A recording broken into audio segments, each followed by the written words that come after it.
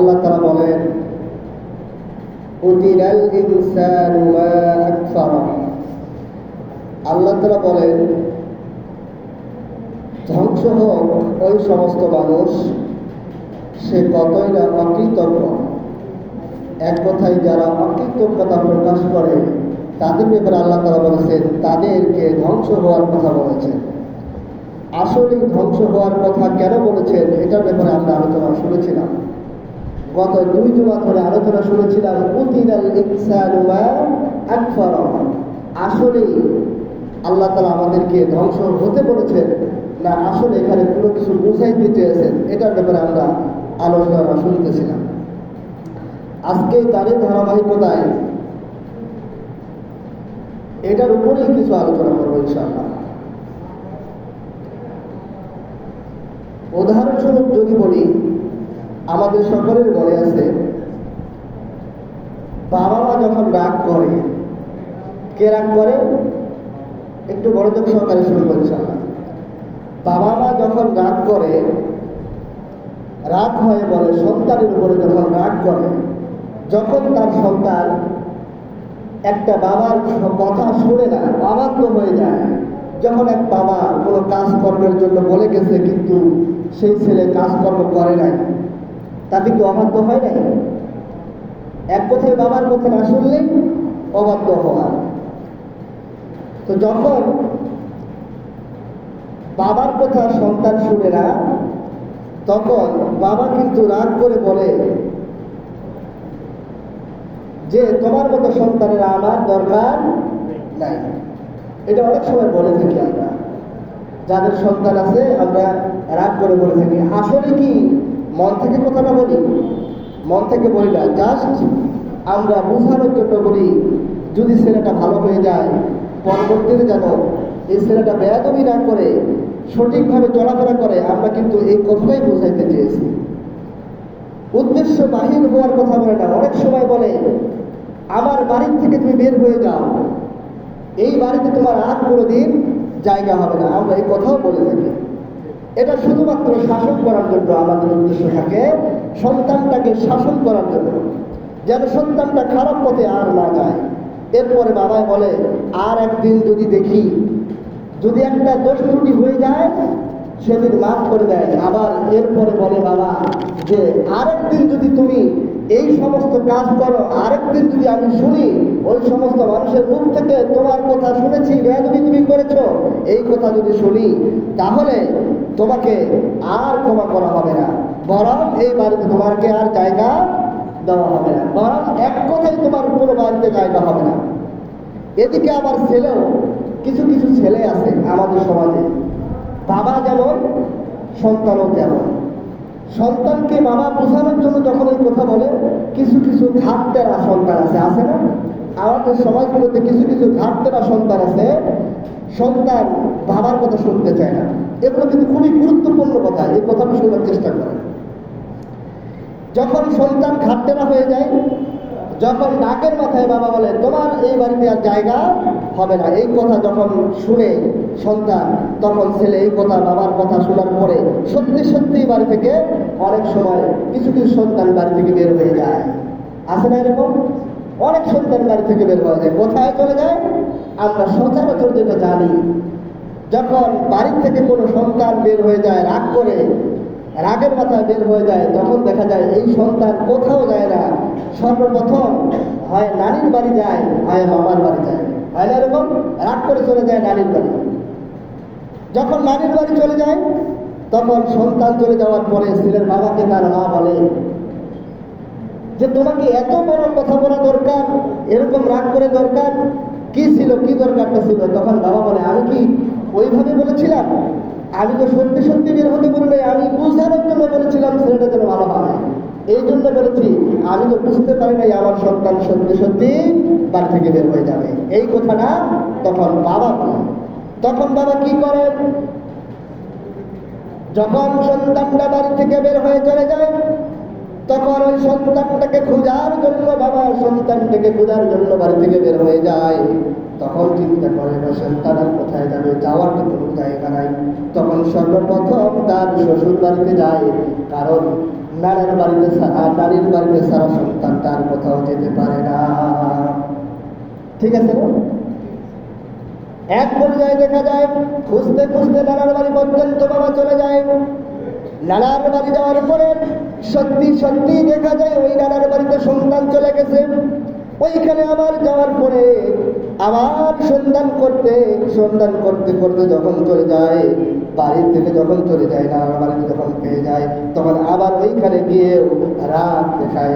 আবার ওই সন্তানকে বলে, ও আমার সন্তান, তুমি যেই জায়গায় এসেছো এটা তো তোমার কারো বাড়ি না, এটা তো আমার শ্বশুর বাড়ি। আমার কথা বুঝেন নাই? তুমি কার বাড়িতে এসছো? আমার বাড়ি থেকে বের হয়ে আসছো, আমি রাগ করেছি। তুমি যে এখন এসছো, কার বাড়িতে এসছো? চিন্তা করে দেখেন, যখন সন্তানকে আবার রাগ দেখা হয়, তখন সন্তানটা চিন্তা করে, আমি বাড়ি থেকে বের হয়ে চলে আসলাম, আমার নানার বাড়িতে, কিন্তু দেখা গেল এইটা নাকি আমার শ্বশুর, আমার বাবার শ্বশুর বাড়ি, তাহলে আমাকে এখানে থাকা যাবে না। এখন সন্তান আবার রাগ করে, যেহেতু থাকতে রাগ, শুরুতে বলেছিলাম যে সন্তান বলো থাকতে না, তখন রাগ করে, তখন বলে আমি তোমার শ্বশুর বাড়িতেও থাকবো না। একটু মনোযোগ সহকারে শোনার চেষ্টা করি। যখন এই সন্তান শ্বশুর বাড়িতে, তার বাবার শ্বশুর বাড়িতে থাকে না, যখন ওখান থেকে রাগ করে চলে যায় তার ফুফুর বাড়িতে। কার বাড়িতে? আচ্ছা চিন্তা করে দেখেন, ফুফুটাকে। এরপরে যখন চলে যায় তার ফুফুর বাড়িতে, যখন ওইখানে খুঁজতে খুঁজতে তার বাবা চলে যায়, তখন ওখানেও আবার রাগ দেখায়, তুমি এখন যেখানে আসছো এটা তোমার কারো বাড়ি নয়, এটা তো আমার নিজের বোনের বাড়ি, এই জন্য তুমি এখানে জায়গা পেয়েছো। তোমার যেখানে জায়গা হয়, যেখানে তোমার কোনো মানুষ হয়, যেখানে তোমার আপনজন নিজস্ব কোনো মানুষ থাকবে, সেখানে তুমি চলে যাও। সন্তান উপায় আছে? আর সন্তান যেখানে যায় সেখানেই বাবার সম্পর্ক, খালার বাড়িতে গেলে শালীর সম্পর্ক, মামার বাড়িতে গেলে শালার সম্পর্ক, যেখানে যাই সেখানেই বাবার আত্মীয়তা বের হয়ে যায়। তখন এই সন্তান আর নিরুপায় হয়ে কোথাও যাইতে পারে না, শেষ পর্যন্ত বাড়িতে চলে আসে। শেষ পর্যন্ত কি করে? বাড়িতে চলে আসে, আর উপায় থাকে না, শাসন করে বলে। এরকম করে বলেন, আমরা এখান থেকে যেই জিনিসটা বুঝতে চাচ্ছি, যেই জিনিসটা আমি বুঝাইতে চাচ্ছি আপনাদের মাঝে, আল্লাহ তাআলা তেমনি ভাবে আল্লাহ তাআলা কোরআনুল কারীমে আমাদের উপর রাগান্বিত হয়ে বলেন, উতিলাল ইনসানু মা আকফারা। ওই সমস্ত মানুষগুলো ধ্বংস হয়ে যাক, ওই সমস্ত মানুষগুলো ধ্বংস হয়ে যাক যে মানুষগুলো আমার অকৃতজ্ঞতা প্রকাশ করে, আমার কৃতজ্ঞতা স্বীকার করে না, ওই মানুষগুলোকে আল্লাহ তাআলা রাগের মাথায় রাগান্বিত হয়ে আমাদেরকে বলেছেন ওই মানুষগুলো ধ্বংস হয়ে যাক। কিন্তু আসলে আল্লাহ তাআলা আমাদেরকে রাগান্বিত হয়ে যে কথা বলেছেন, আমাদেরকে ধ্বংস হওয়ার কথা বলেন নাই। যদি সত্যি সত্যি ধ্বংস হওয়ার কথা বলতেন, তাহলে কোনোদিন আজ যত মানুষ অন্যায় কাজ করে, বেহেয়াপনায় লিপ্ত থাকে, যত খারাপ কাজ করে, যত রকম অন্যায় করে, নামাজ পড়ে না, আল্লাহ তাআলার হুকুম নামাজ আদায় করতে হবে, আমরা নামাজ পড়ি না, কিন্তু আল্লাহ তাআলার যত নিয়ামত আমরা খানা খাই, সব কিছুই খাই, কিন্তু আল্লাহর হুকুম পালন করি না। যদি তাই হতো, আল্লাহ তাআলা যদি সত্যি সত্যি ধ্বংস হওয়ার কথা বলতেন, তাহলে আমরা সকলেই ধ্বংস হয়ে যাইতাম। বলেন ঠিক কিনা? আমরা কোরআন থেকে জানব আল্লাহ তাআলা কেমনি ভাবে কোরআনুল কারীমে সূরা রহমান বলেন, ইয়া মাশারাল জিন্নি ওয়াল ইনসি ইন ইসতাতা'তুম আন তানফুযু মিন আকতারিস সামাওয়াতি ওয়াল আরদ ফানফুযু লা تنفذون إلا بسلطان।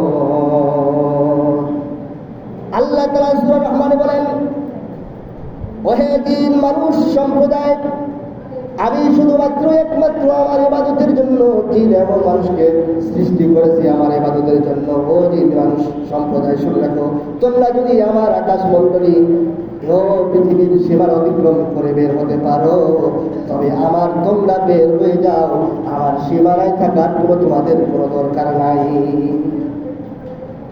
এক কথায় আল্লাহ তাআলা বলেন, আমার যদি নীতিমালা, আমার যদি আইন কানুন, আমার যদি যত রকমের বিধান রয়েছে, যদি আমার এই নীতিমালা, আমার যে আইন কানুন আমি দিয়েছি কোরআন হাদিসে, যদি তোমার বান্দা ওই জিন মানুষ যত জিন ইনসান আছে সকলকে উদ্দেশ্য করে বলে তোমার যদি ভালো না লাগে তাহলে এই পৃথিবীর থেকে তুমি বের হয়ে যাও। চিন্তা করে দেখেছেন আল্লাহ কেমন করে বলেছেন, তুমি বের হয়ে যাও, এই পৃথিবীর থেকে বের হয়ে যাও, তোমার এই পৃথিবীতে থাকার কোনো তোমার অধিকার নেই। আসলে কি বের হতে বলেছেন? এখানেও চিন্তা করে দেখেন, আল্লাহ তাআলা বের হতে বলেছেন, আসলে কিন্তু বের হতে বলেন নাই। কিন্তু আল্লাহ তাআলা জানে একটা মানুষ যখন বের হতে চাইবে তখন আমরা বাংলাদেশের মানুষ, আমরা যদি মনে করি বাংলাদেশে আর থাকবো না, আল্লাহ তাআলার হুকুম এই বাংলাদেশে মানতে রাজি না, বরং আমরা কি করবো, ইন্ডিয়ায় গিয়ে থাকবো। বুঝা গেছে? ইন্ডিয়ায় যে থাকলে কি আল্লাহ তাআলার হুকুম না মানলে চলবে?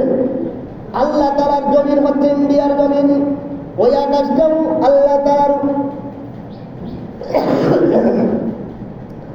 এই পৃথিবীতে যা কিছু আমরা দেখতে পাই, পৃথিবীতে যত জমিন আছে, আসমান আছে, পৃথিবীতে যা কিছু দেখতে পাই সব কিছু আল্লাহ তাআলার। অতএব আল্লাহ তাআলা বলেন লা তানফুযুনা ইল্লা বিসুলতান, তোমরা কখনো বের হতে পারবে না, কিন্তু তোমরা যদি পারো, শক্তি যদি থাকে, ক্ষমতা থাকে, তাহলে তুমি বের হয়ে যাও। আমাদের কি ক্ষমতা আছে?